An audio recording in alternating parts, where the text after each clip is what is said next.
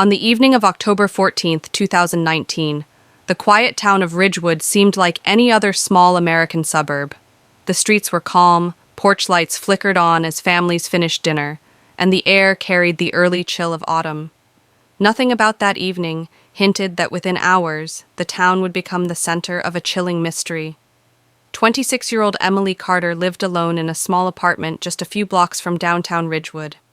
She had moved there 2 years earlier after landing a job as a receptionist at a local medical clinic. Friends described Emily as warm, responsible, and cautious. She wasn't the type to take risks or disappear without explanation. Emily followed a predictable routine. She woke up early, walked to a nearby coffee shop before work, and spent most evenings either reading, watching movies, or talking with friends online. On weekends, she often visited her parents who lived about 40 minutes away. But on that October evening, something unusual happened. At 8:47 p.m., Emily sent a text message to her best friend, Sarah Mitchell. "Someone keeps knocking on my door, but no one's there when I check. It's weird." Sarah replied quickly, asking if Emily wanted her to call the police. Emily responded with a short message. "It's probably nothing." Those would be the last words anyone ever received from her. The discovery. The following morning, Emily didn't show up for work. At first, her coworkers assumed she was sick, but by noon, when calls to her phone went straight to voicemail, concern began to grow. Emily had never missed work without notice. Sarah tried calling repeatedly but got no answer. By evening, Sarah drove to Emily's apartment to check on her. When she arrived, the building hallway was silent. Emily's door was slightly open. Inside, everything appeared normal at first glance. The television was off, the lights were still on, and Emily's phone sat on the kitchen counter. But Emily was gone. Her purse, keys, and wallet were still inside the apartment. The only unusual thing Sarah noticed was a single shoe lying near the living room couch. It looked like Emily had taken it off suddenly, or it had fallen off during a struggle. Sarah immediately called the police. The investigation begins. Detectives arrived within minutes. There were no signs of forced entry. The door lock wasn't damaged, and the windows were closed. Nothing appeared stolen. To investigators, the scene raised an unsettling possibility. Emily had likely opened the door for someone she knew, or someone she didn't feel threatened by. Detectives interviewed neighbors throughout the building. One neighbor reported hearing a loud thump around 9 p.m., but they assumed it was someone dropping furniture upstairs. Another neighbor remembered hearing a brief argument in the hallway but couldn't make out the voices. The apartment building had security cameras, but unfortunately, they only covered the parking lot, not the hallway. However, one camera captured a dark-colored sedan leaving the lot around 9:15 p.m. The footage was blurry, and the license plate couldn't be read. Still, investigators believed it might be connected. Early suspicions. As detectives dug into Emily's life, they began interviewing people close to her. Her parents were devastated but cooperative. They insisted Emily had no enemies. Coworkers said she was friendly and professional, but one name came up repeatedly: Mark Reynolds. Mark was Emily's ex-boyfriend. The two had broken up 3 months earlier after dating for nearly a year.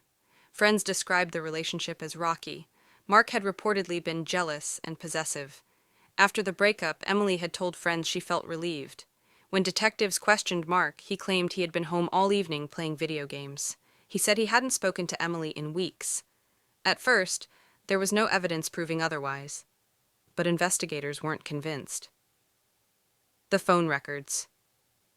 A few days later, detectives received Emily's phone records.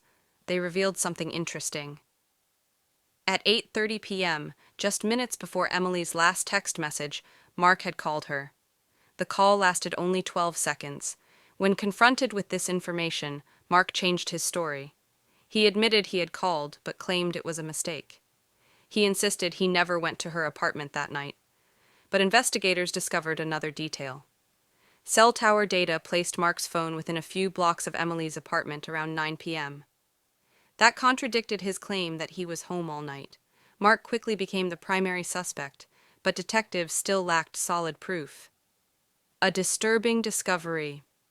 A week into the investigation, a hiker discovered something alarming in a wooded area about 15 miles outside Ridgewood. It was a small piece of fabric caught on a tree branch. When police examined it, they realized it matched the material of a sweater Emily had been wearing the night she disappeared. Search teams combed the area for days.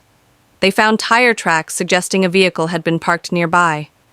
But despite extensive searching, they found no trace of Emily. The woods kept their secret. A witness comes forward. Nearly a month later, the case took a surprising turn.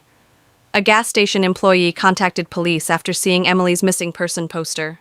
The employee remembered a man matching Mark Reynolds' description, stopping at the station the night Emily vanished. Security footage confirmed it.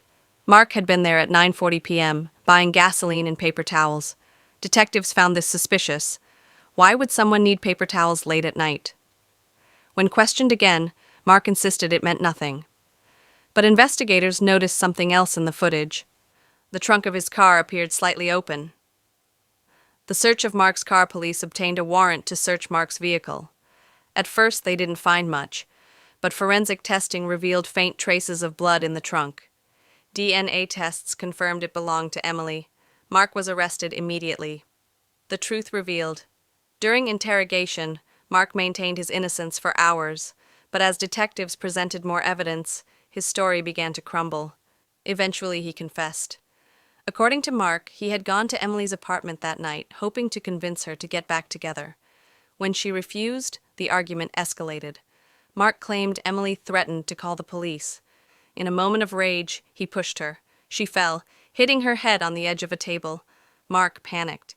Instead of calling for help, he decided to cover it up. He placed Emily in the trunk of his car and drove into the woods. Mark claimed she was already dead when he left her there. However, investigators were never able to confirm exactly what happened next. Despite multiple searches, Emily's body was never found.